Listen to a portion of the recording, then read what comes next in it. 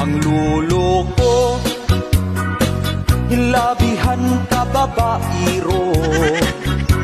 Ang iyang gusto, nag-edad og 18. Sigurado nga akong lulo maganahan. Kung iyang makit-an, ang bugdo kaayog dughan. Uy, apo ko, imong tingog ayaw kusga.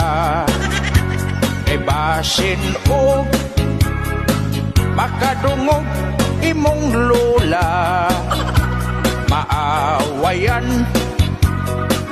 og iyahaon niyang tinudon.